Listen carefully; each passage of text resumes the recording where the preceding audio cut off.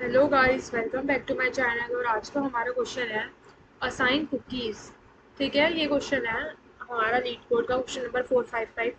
क्या है इस क्वेश्चन में, हमारे पास एक चहल चाइल्ड गिवन है और उनका ग्रेड फैक्टर गिवन है और हमारे पास कुकीज़ है। हमें हर चाइल्ड को कुकीज़ प्रोवाइड करनी है, लेकिन एक कंडीशन है कि हमको जो कुकीज़ प्रोवाइड करनी है वो उनके ग्रेड फैक्टर के या तो इक्वल्स टू होनी चाहिए या तो ग्रेटर देन होनी चाहिए।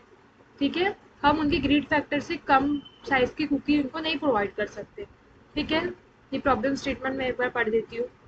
Each child i has a greed factor g i which is the minimum size of cookie that the child will be content with, and each cookie j has a size as j. If s of j is greater than equals to g of I, we can assign the cookie j to the child I, and the child I will be content. Your goal is to maximize the number of content children and output maximum number. ठीक है, जो मैंने कहा ये वही लिखा है। मैं इसको यहाँ पे ड्राई रन करके समझाती हूँ। फॉर एग्जाम्पल कंसिडर हमारे पास ये चाइल्ड का ग्रीड फैक्टर गिवन है, ठीक है, और हमारे पास ये कुकीज़ गिवन है। This is cookies and this is the greed factor of a child. Now what we have to do, we have to assign each cookie to each children, or we can say we can assign number of cookies to each children such that कि हर एक बच्चे के पास cookie होनी चाहिए। ठीक है, तो कैसे करेंगे? फॉर एग्जाम्पल अगर मेरे पास यहाँ पे ग्रीड चिल्ड्रन, फर्स्ट चिल्ड्रन का ग्रीड फैक्टर है 1, तो हम इसको कुकी 1 प्रोवाइड कर सकते हैं, 2, 3, 4, लेकिन हम 0.5, 0.4 ये नहीं प्रोवाइड कर सकते। ठीक है, उसके ग्रीड फैक्टर से एक तो ज़्यादा प्रोवाइड कर सकते हैं, तो इक्वल्स टू प्रोवाइड कर सकते हैं। ठीक है, फॉर एग्जाम्पल सेकेंड चाइल्ड का ग्रीड फैक्टर है 2, तो हम क्या कर सकते हैं, इसको कौन सी कुकी प्रोवाइड कर सकते हैं? इसको मैं प्रोवाइड कर सकती हूँ 2, 3, 4 ऐसे। 1 प्रोवाइड नहीं कर सकते क्योंकि 1 कुकी का जो साइज है उस ग्रेड फैक्टर से छोटा है। ठीक है, तो क्या करेंगे, मैं क्या करूँगी, दो यहाँ पे पॉइंटर ले लूँगी। मैंने दो पॉइंटर ले लिए आई और जे। आई मेरा यहाँ पे है जो मेरा जी पे आइटरेट करेगा, जे मेरा यहाँ पे है जो मेरा एस पे आइटरेट करेगा। और मैं एक आंसर करके वेरिएबल बना रही हूँ जिसमें मैं मेरा आंसर स्टोर कराऊंगी कि मैंने कितने नंबर ऑफ स्टूडेंट को कुकीज असाइन करी है। Now I will iterate ji I in ji and iterate J in S. मैं क्या करूँगी, आई यहाँ पे जी के जीरो इंडेक्स पे, एस जे का है एस के जीरो इंडेक्स पे, मैं दोनों को कंपेयर करूँगी। इफ़ आई इक्वल्स टू जे और if I greater than J which means कि मैं कुकी इस चिल्ड्रन को प्रोवाइड कर सकती हूँ, तो मैं क्या करूँगी, आई को इंक्रीमेंट कर दूंगी और जे को भी इंक्रीमेंट कर दूंगी, और मैं आंसर को क्या कर दूंगी, +1।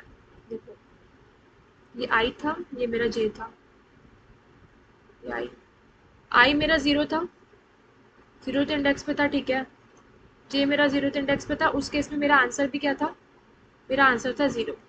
आई मेरा इंक्रीमेंट जीरो इंडेक्स पे है, उस केस में आई एंड जे इक्वल है, विच मीन्स कि मैं कुकी प्रोवाइड कर सकती हूँ, तो मैं आई को इंक्रीमेंट कर दूंगी, मैं जे को भी इंक्रीमेंट कर दूंगी। मैंने एक कुकी प्रोवाइड कर दी एक चिल्ड्रन को, तो मैं आंसर को बंद कर दूंगी।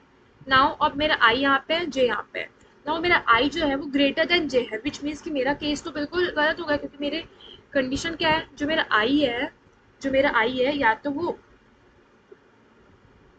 लेस देन या फिर इक्वल्स टू जे होना चाहिए। लेस देन या इक्वल्स टू जे होना चाहिए, तभी मैं कुकी प्रोवाइड कर सकती हूँ। लेकिन इस केस में जब मेरा आई वन और जे वन है तो मेरा जो क्या बोलते, मैं कुकी प्रोवाइड कर सकती हूँ नहीं, तो फिर मैं आई और जे को इंक्रीमेंट कर दूँ। आई और जे को मैंने इंक्रीमेंट कर दिया, करा मैंने आई और जे को इंक्रीमेंट।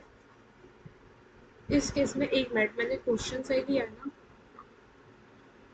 मैंने इंक्रीमेंट करा, अब 3। सिमिलरली फिर से मेरा ये केस नहीं हो पा रहा है और मेरा अब मैं जी के बाहर भी चली गई, मतलब मेरे स्टूडेंट्स भी खत्म हो गए। ठीक है, और या फिर जब मैं यहाँ रहूँगी और जब मेरा मैं आई को इंक्रीमेंट करूँगी तभी मेरा J out of index out of bound वाला एरर आ जाएगा। उस केस में मैं लूप खत्म करके मैं आंसर में जो भी स्टोर है वो रिटर्न करा दूंगी।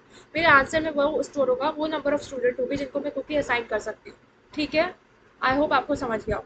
लेकिन एक पॉइंट यहाँ पे नोट करने का है कि ये सब चीज़ें, ये सारे ऑपरेशन करने से पहले मुझे जे और एस को सॉर्ट करना होगा, सॉर्ट करके रखना पड़ेगा। क्यों? क्योंकि अगर मैं इंक्रीमेंट करूँगी तभी तो मुझे उससे नेक्स्ट ग्रेटर एलिमेंट मिलना चाहिए ना।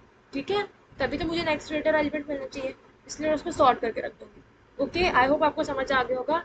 नाउ फिर से इसका कोड देखो, मैंने दोनों को सॉर्ट करा, दो पॉइंटर लिया, लूप चलाया, जे को मैंने एस की लेंथ तक चलाया और जे को मैं प्लस प्लस कर दी गई। अगर मेरा जे एस की लेंथ पे आ गया, मतलब कि खत्म हो रहा है, मतलब मेरी कुकीज़ खत्म हो रही है, तो उस टाइम पे मेरे पास आंसर में जो भी स्टोर है वो रिटर्न कर दूंगी। अदरवाइज मैं जे को इंक्रीमेंट करूंगी और आंसर को प्लस प्लस कर रही थी, और एट लास्ट में क्या रिटर्न कर रही थी, आंसर। यही मैंने आपको ड्राई रन करके भी बताया था। All test cases are running which means कि आर कोड इज बिल्कुल करेक्ट है हमारा code. Okay, so thank you guys, thank you for watching.